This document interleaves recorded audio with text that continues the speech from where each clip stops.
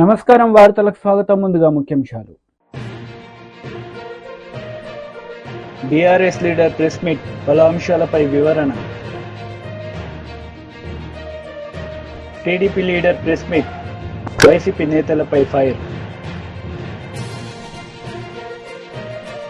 BJP leader media సమావేశం నిర్వహించారు. ఈ సందర్భంగా పలు అంశాలపై ఆయన మాట్లాడారు. మంత్రులు కానీ స్పందించకుండా ఇవాళ ప్రాణాపాయ స్థితిలో, అంటే ఆ స్థితిలో అంటే మనం చెప్పుకోకూడదు, ఆయన ఆరోగ్యం క్షీణించి ఇవాళ ఏమవుతుందా అనేటువంటి ఆలోచనతోటి ఇవాళ అక్కడ నిరుద్యోగ యువకులందరూ ఏమవుతుందో పరిస్థితి అని చెప్పేసి బాధపడుకుంటూ గాంధీ హాస్పిటల్ చుట్టూ ఉన్నటువంటి పరిస్థితి మనకు కనపడతా ఉంది. నువ్వు నిరుద్యోగుల దగ్గరికి పోయేసి చిక్కడిపల్లిలో కావచ్చు, లేకపోతే ఇంకొక అశోక్ నగర్లో వాళ్ళు ఉండే కోచింగ్ సెంటర్లకు పోయి మోకాళ్ళ మీద నిలబడి ఓట్లు అడుక్కున్నవే, ఇప్పుడు ఆ నిరుద్యోగుల్ని కనబడతలేరా? మోతీలాల్ నాయక్ కనబడతలేడా? మోతీలాల్ నాయక్ని మీరు అధికారులు కానీ, లేకపోతే ముఖ్యమంత్రి, లేకపోతే మంత్రులు బట్టి విక్రమార్క అసెంబ్లీ సాక్షిగా చెప్పినావు, నువ్వన్నా వెళ్ళి అతని ప్రాణాలను రక్షించాలి అని చెప్పేసి మేము భారతీయ జనతా పార్టీగా యువమోర్చాగా డిమాండ్ చేస్తా ఉన్నాం. మేము మోతీలాల్ నాయక్ని మేము కూడా ఉద్యమం చేద్దాం, అందరం కలిపి మీరు దీక్ష విరమించండి అని చెప్పేసి అతన్ని మేము రిక్వెస్ట్ చేస్తే, అన్న నా ప్రాణానికంటే ఎక్కువ 30 లక్షల మందికి ఉపయోగపడతా, కాబట్టి నేను ప్రభుత్వం దిగొచ్చేంత వరకు కూడా నేను చేయనని చెప్పేసి భీష్మించుకున్నటువంటి పరిస్థితి ఇవాళ కనపడతా ఉంది. అంటే అధికారులకు ఇవాళ ఏ రకమైనటువంటి, ప్రభుత్వానికి ఏ రకమైనటువంటి నిరుద్యోగుల సమస్యల మీద చిత్తశుద్ధి లేదనేది ఇంతకంటే వేరే నిదర్శనంగా ఉండదని చెప్పేసి ఈ సందర్భంగా చెప్తా ఉన్నాం. కాబట్టి మేము మోతీలాల్ నాయక్ని మీడియా ద్వారా కూడా రిక్వెస్ట్ చేస్తా ఉన్నాం, మీరు దీక్ష విరమించుకోండి. నిరుద్యోగుల పక్షాన భారతీయ జనతా పార్టీ, భారతీయ యువమోర్చా మీకు అండగా ఉంటామని చెప్పేసి మేము విజ్ఞప్తి చేస్తా ఉన్నాం. రేవంత్ రెడ్డి సర్కార్ మెడలు ఉంచైనా సరే మనం నిరుద్యోగ యువకులకు మేలు చేసి మనం ఖచ్చితంగా మనం కోరికలు సాధించుకుందామని చెప్పేసి మనం కోరుతా ఉన్నాం. దీంతో పాటుగా రేవంత్ రెడ్డి గారి సర్కారు మనకు అధికారంలోకి వచ్చిన వెంటనే ఏమన్నాడు, నిరుద్యోగ భృతి ఇస్తాడు, 4,000 రూపాయలు నిరుద్యోగ భృతి ఇస్తాడు. అది ఎక్కడ పోయిందో ఏమో. ఆయన ఆ భృతి ఆయన అసలు రేవంత్ రెడ్డి ఎందుకు మాట్లాడిండో, ఏం మాట్లాడిండో, మాట్లాడిండో సోయలేక మాట్లాడిండో తెలుస్తలేదు, కానీ ఆ భృతి గురించి ఆలోచన చేసినటువంటి పరిస్థితి లేదు, కనీసం కమిటీ వేసినటువంటి పరిస్థితి లేదు, వ్యయ ప్రయాసాలు ఎంత అయితే అనేటువంటి అడిగినటువంటి పరిస్థితి లేదు. ఏదో నోటుకు వచ్చినట్టు మాట్లాడేసి ఎన్నికలలో విజయం సాధించాలనేటువంటి ఒకే ఒక ఉద్దేశం తప్ప మరొకటి కాదని చెప్పేసి ఈ సందర్భం గుర్తు చేస్తా ఉన్నాం. ఇంకొక డిమాండ్ చెప్పిండు ఆయన, యువతకు అసలు ఇదే లేదరా నాయన అంటే ఇంకా గొప్పగా చెప్పి ఇంకా మాయ మాటలు చెప్పేసే ప్రయత్నం చేసిండు. ఇవాళ 10 లక్షల రూపాయలు నిరుద్యోగ యువకులకు వడ్డీ లేని రుణం ఇస్తున్నాడు. వడ్డీ లేని రుణం 10 లక్షల రూపాయలు ఇస్తున్నాడు ఒక్కొక్క యువకునికి. అసలు నువ్వు ఏం మనిషివి? మీ ప్రభుత్వమా, లేకపోతే మీరు చెప్పింది నోరా, మీది తాటిమట్ట, మీరు మనుషులేనా? కాంగ్రెస్ పార్టీకి అసలు ఏమన్నా చెప్పడానికి చేయడానికి ఏమన్నా పొంతన ఉందా? ఎందుకు చెప్పిండ్రు, ఎందుకు చేస్తలేరు, ఎవరిని ఎందుకు మోసం చేస్తారు? ఇవన్నిటి విషయాలలో మేము సీరియస్గా భారతీయ జనతా పార్టీ సీరియస్గా కొట్లాడడానికి సిద్ధమైంది. కాబట్టి మోతీలాల్ నాయక్కు అండగా ఉంటాం, నిరుద్యోగ యువకులకు అండగా ఉంటాం. ఇవాళనే ఒక పత్రికలో ఒక పతాక శీర్షిన వార్తలు వచ్చింది, కనీసం హాస్టల్స్లో university hostels, PG hostels, research scholars హాస్టల్స్లో కనీస సదుపాయాలు లేకుండా ఇవాళ మీ ప్రభుత్వం నడుపుతా ఉంది. చిన్న పనులు, చిన్న టాయిలెట్స్, అట్లీస్ట్ టాయిలెట్స్ మంచి. బీఆర్ఎస్ లీడర్ మీడియా సమావేశం నిర్వహించారు. ఈ సందర్భంగా పలు అంశాలపై ఆయన మాట్లాడారు. వచ్చిన ప్రభుత్వం ఇది కూడా వాళ్ళ ఖాతాలోనే వేసుకోవడం, ఒకవైపు ఫాక్స్కాన్, ఇంకోవైపు సీతారామ ప్రాజెక్ట్, ఇంకోవైపు రాహుల్ గాంధీ గారిని లీడర్ ఆఫ్ ఆపోజిషన్ చేసినామని చెప్పుకోవడం. నిన్న ఈ స్మార్ట్ సిటీస్, కేంద్ర ప్రభుత్వం స్మార్ట్ సిటీస్ ఎక్స్టెన్షన్ చేపట్టాలని అన్ని రాష్ట్రాలకు రాస్తూ వాళ్ళు ఒక నిర్ణయం తీసుకున్నారు. ఇది కూడా రేవంత్ రెడ్డి గారే చేపించారు అని వాళ్ళ కాంగ్రెస్ నాయకులు మాట్లాడడం. ఇక ప్రధానంగా ఈ రెండు సబ్జెక్టులు ఆల్రెడీ పాలాభిషేకాలు మొదలు పెట్టుకున్నారు. కంటోన్మెంట్ మర్జర్ విషయంలో రేవంత్ రెడ్డి గారే నరేంద్ర మోదీ గారిని ఒప్పించి కంటోన్మెంటు రాష్ట్ర ప్రభుత్వం మున్సిపాలిటీలో మర్జ్ అయ్యే విషయంగా వాటిని విలీనం చేసే నిర్ణయం కూడా రేవంత్ రెడ్డి గారే తీసుకున్నారని. ఇది 4 జనవరి 2023 కేసీఆర్ గారి ప్రభుత్వంలో కంటోన్మెంట్ బోర్డు విలీనం కోసం వేసిన కమిటీలో 8 సభ్యులతోని చేసిన కమిటీలో అందులో గత ప్రభుత్వం కేసీఆర్ గారి ప్రభుత్వంలో MAUD శాఖ సెక్రటరీని అంటే కేటీఆర్ గారు మంత్రిగా ఉన్నప్పుడు ఆ శాఖకు సంబంధించిన కార్యదర్శిని కూడా ఈ కమిటీలో వేశారు. ఇందులో చాలా స్పష్టంగా ఉన్నది 23 మే 2022లోనే అప్పటి ముఖ్యమంత్రి కేసీఆర్ గారు కంటోన్మెంట్ బోర్డును రాష్ట్ర ప్రభుత్వంలో విలీనం చేయాలి అని సూత్రప్రాయంగా ఒప్పుకున్నట్టు కేంద్ర ప్రభుత్వానికి రాసించినట్టు ఈ లేఖలో ఉన్నది. కానీ రేవంత్ రెడ్డి గారు కాంగ్రెస్ ఖాతాలకు వేసుకుంటున్నది. పాలాభిషేకాలు మొత్తం మేమే చేసుకుని వచ్చినాం. విచిత్రం ఏంటంటే దేశవ్యాప్తంగా తీసుకున్న నిర్ణయం అది. దేశవ్యాప్తంగా మొన్న 28 జూన్ నాడు కేంద్ర ప్రభుత్వం అన్ని కంటోన్మెంట్ బోర్డ్స్ను విలీనం చేయాలి అనేది వాళ్ళు తీసుకున్న ఆలోచన. దానికోసం రాష్ట్ర ప్రభుత్వాలను అడిగితే దానికోసం ఒకసారి కాదు 2 సార్లు కాదు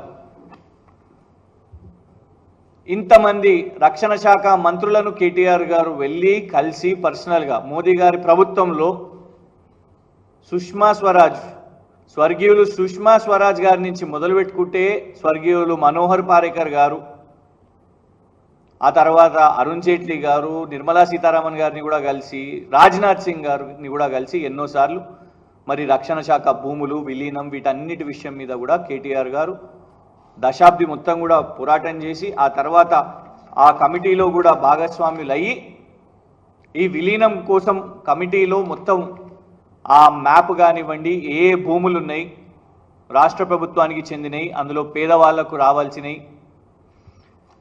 మరి రేవంత్ రెడ్డి గారి పాత్ర ఏంటిది? రేవంత్ రెడ్డి గారి పాత్ర ఈ డాక్యుమెంట్తో తెలుస్తున్నది. సికింద్రాబాద్ కంటోన్మెంట్ బోర్డులో రక్షణ శాఖ భూములు సామాన్యుల కోసము స్పెషల్ కంటోన్మెంట్ బోర్డు ఒక సమావేశం పెట్టి తీర్మానం తీసుకున్నది ఆ రక్షణ శాఖ భూముల కోసం. అప్పుడు రేవంత్ రెడ్డి గారు మెంబర్ ఆఫ్ పార్లమెంట్ 11 ఆగస్టు 2023న ఈ ప్రత్యేక సమావేశంలో తీసుకున్న తీర్మానంలో రేవంత్ రెడ్డి గారు హాజరు కాలేదు అనేసి మినిట్స్ ఆఫ్ ద మీటింగ్ చాలా స్పష్టంగా చెప్తున్నది. ఫస్ట్ బ్రిగేడియర్ సోమశంకర్ గారు president of cantonment board, number 2 cantonment board CEO, number 3 cantonment board nominated సభ్యుడు, ఆ తర్వాత 4 ఎందుకంటే అప్పుడు ఎమ్మెల్యే సాయన్న గారు లేరు కాబట్టి స్పెషల్ ఇన్వైటీగా member of parliament Revanth Reddy గారు దీనికి వారిని ఆహ్వానిస్తే honourable member of parliament has not attended the meeting, చాలా స్పష్టంగా మినిట్స్ ఆఫ్ ద మీటింగ్లో ఉన్నది. ఇది రేవంత్ రెడ్డి గారి పాత్ర. అంత స్పెషల్ బోర్డ్ మీటింగ్, దీని పేరే true extract of the special board meeting of cantonment రక్షణ శాఖ భూముల విషయం మీద మొత్తం ఇయర్ మార్కింగ్ చేసి ఎన్ని భూములు ఉన్నాయి, ఎంత రాష్ట్ర ప్రభుత్వానికి కేటాయించాలి అనే స్పెషల్ తీర్మానం దాంట్లో రేవంత్ రెడ్డి గారు అసలు పాల్గొనకపోతే ఇప్పుడు పాలాభిషేకాలు చేసుకుంటే ఏం లాభం, క్రెడిట్లు కొడితే ఏం లాభం? పిసిసి హోదాలోనే కదా వారు ముఖ్యమంత్రి కాకముందు ఎన్నో హామీలు ఇచ్చిండ్రు. పాపం ఇప్పుడు గాంధీ హాస్పిటల్లో చూస్తున్నాం, మోతీలాల్ నాయక్ అని ఉస్మానియా యూనివర్సిటీ విద్యార్థి నాయకుడు నిరాహార దీక్ష చేస్తూ పిసిసి ప్రెసిడెంట్గా ఎన్నెన్ని హామీలు ఇచ్చిండో. పిసిసి పెద్ద క్రెడిట్ చోర్, రేవంత్ రెడ్డి గారు పెద్ద క్రెడిట్ చోర్, పీసీసీ తగ్గట్టు నిలబెట్టుకున్నారు. ఫాక్స్కాన్ మేమే చేసినామని చెప్పబట్టే, కంటోన్మెంట్ విలీనం మేమే చేసినామని చెప్పుకుంటూనే, సీతారామ ప్రాజెక్ట్ మేమే, రాహుల్ గాంధీని లీడర్ ఆఫ్ ఆపోజిషన్ నేనే, 30,000 ఉద్యోగాలు నేనే అని చెప్పుకుంటున్నాడు. ఇవాళ తిరగబడుతున్నారు నిరుద్యోగ యువత. కాంగ్రెస్ వాళ్ళు దొడ్డిదారిన పోయిన పరిస్థితి, గుండాలను పెట్టుకొని బౌన్సర్లను పెట్టుకొని గాంధీ హాస్పిటల్కి పోతున్న పరిస్థితి. ఏమడుగుతున్నారు? మోతీలాల్ నాయక్ అనే సోదరుడు అక్కడ గాంధీ హాస్పిటల్లో అందరు నిరుద్యోగ యువత ఏమడుగుతున్నారు? పిసిసి ప్రెసిడెంట్గా ఉన్నప్పుడు నువ్వు ఇచ్చిన హామీలు ఏమైనాయి? మీ నాయకుడు, ఏఐసిసి నాయకుడు, మీ ఇవాళ leader of opposition Rahul Gandhi గారు ఎంపీ అశోక్ నగర్కి వచ్చి ఈ హామీ ఇచ్చిండు, దీన్ని నిలబెట్టుకోండి అని వాళ్ళు అడుగుతున్నారు. ఇగోండి. కాంగ్రెస్ నేతలు మీడియా సమావేశం నిర్వహించారు. ఈ సందర్భంగా పలు అంశాలపై వారు మాట్లాడారు.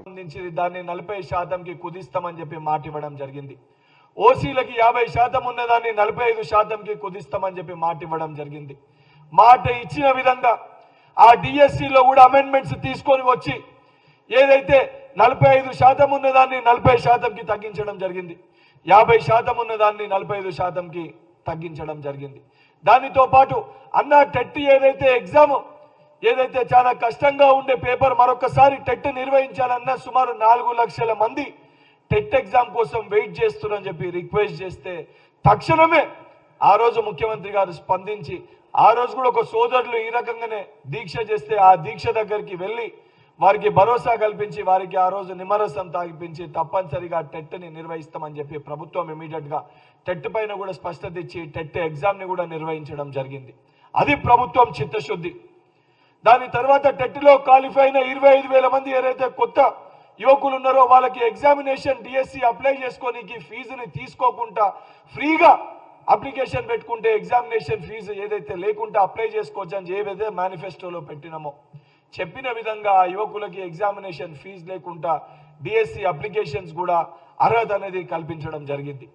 ఇవన్నీ చాలా స్పష్టంగా ప్రభుత్వం ఏర్పడిన రోజుకెళ్ళి 10th కానీ బోర్డ్ ఆఫ్ ఇంటర్మీడియట్ కానీ ఆఖరికి మొన్న కండక్ట్ చేసిన గ్రూప్ 1 ఎగ్జామినేషన్ కానీ చాలా స్పష్టంగా ఏ చిన్న అవకతవకలు జరగకుండా ఏ చిన్న లీకేజ్లు కూడా లేకుండా, ఎందుకంటే గత 10 సంవత్సరాల బీఆర్ఎస్ పరిపాలనలో ఏ ఎగ్జామ్ నిర్వహించినా కూడా ఎక్కడ చూసినా అది ఇంటర్మీడియట్ కానీ 10th పేపర్ కానీ ఆఖరికి టీజీపీఎస్సీ కానీ ప్రతి చోట కూడా 16 పేపర్లు లీకులు చేసి ఆఖరికి యువకులకు ఇచ్చే ఉద్యోగాలు కూడా అమ్ముకునే ప్రయత్నం చేసి ఆ రోజు బోడా సునీల్ నాయక్ అనేక మంది నిరుద్యోగులు ఆత్మహత్యలు చేసుకుంటే ఆ రోజు బీఆర్ఎస్ పార్టీలో ఉన్న మంత్రులు నిరంజన్ రెడ్డి గారు ఏం మాట్లాడారు?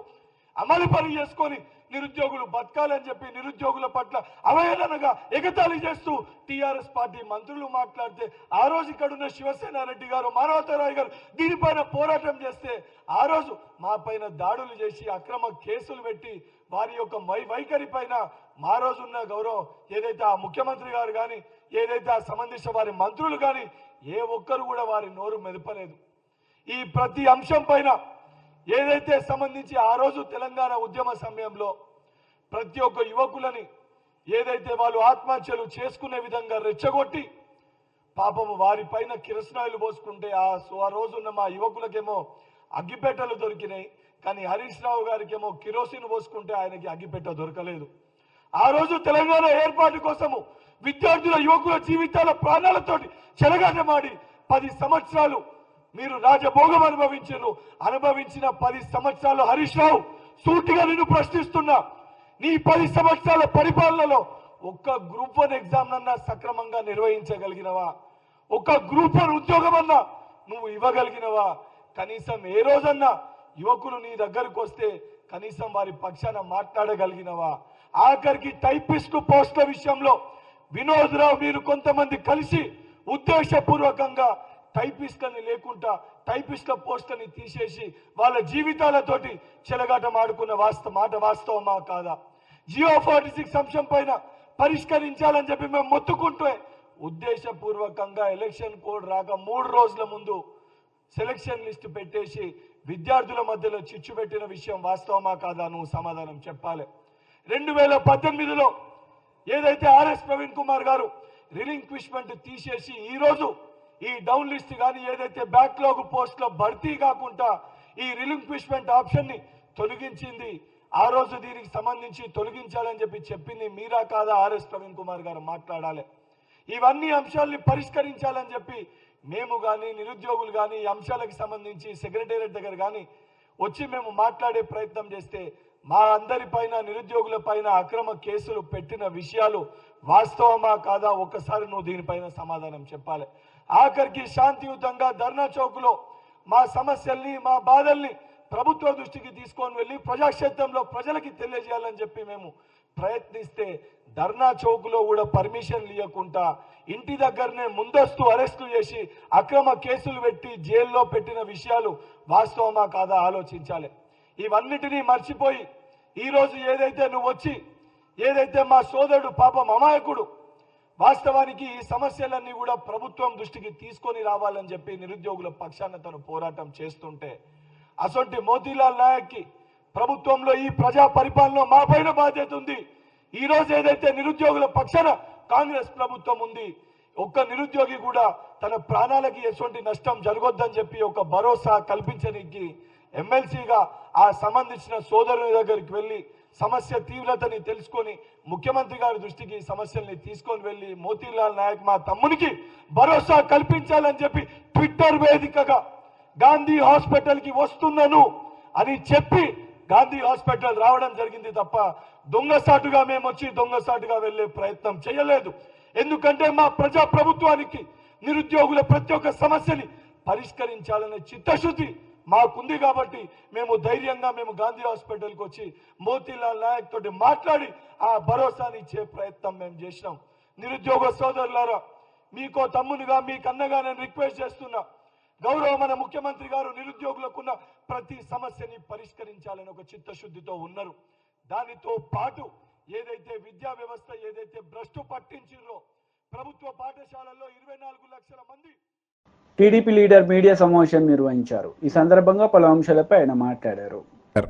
ఎవరు ఊహించలేదు 3,000 రూపాయల పెన్షన్ని 4,000 రూపాయలు ఒకటేసారి చేస్తూ ఆ 4,000 కూడా ఏప్రిల్ 1వ తారీఖు నుంచి పాత ఎరియర్స్ పాత బకాయిలు కలిపి ఈరోజు 7,000 రూపాయలు ఉదయం 6 గంటలకి ప్రతి ఇంటికి వెళ్ళి ఈరోజు పెన్షన్దారులకి ఆ యొక్క డబ్బుని 7,000 రూపాయలు అందించడమే కాకుండా వారి యొక్క మద్దతుని ఆశీస్సుల్ని తీసుకుంటూ ఒక పండగ వాతావరణంలో ఈరోజు గ్రామాలు కానీ పట్టణాలు కానీ అన్ని చోట్ల ఉంది.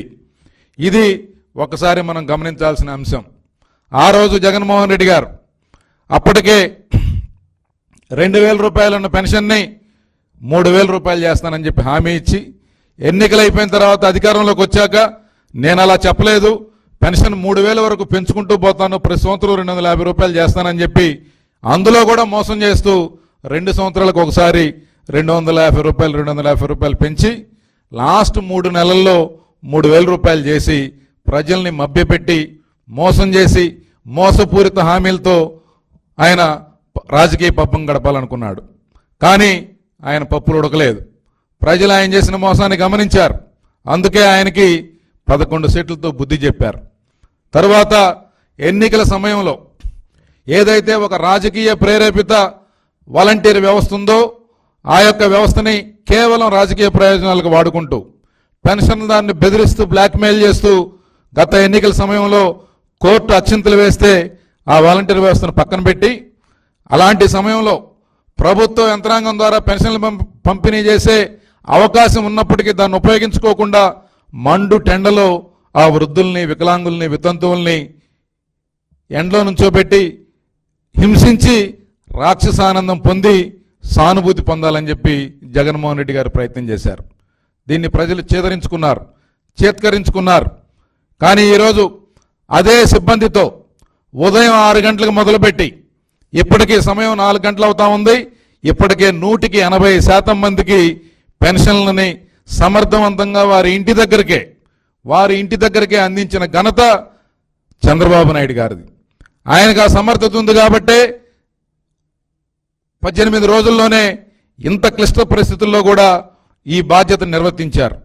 అందుకే ఎక్కడా కూడా చిన్న ఇబ్బంది జరగకుండా ఒక పండగ వాతావరణంలో, ఒక సంతోషకరమైన వాతావరణంలో ఈ రకంగా జరగడం దేశ చరిత్రలో ఎప్పుడూ లేదు.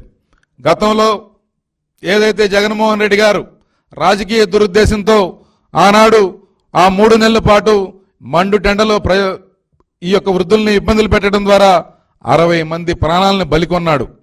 కాబట్టి ఈ 60 మంది ప్రాణాలకు తోడు గత 5 సంవత్సరాల్లో ఈ రాష్ట్రాన్ని అన్ని రంగాల్లో అధపాతాళానికి తొక్కిన జగన్మోహన్ రెడ్డి గారు హిమాలయాలకు వెళ్ళి తపస్సు చేసుకున్నా కూడా ఆయన చేసిన పాపాలకి పరిష్కారం లేదు.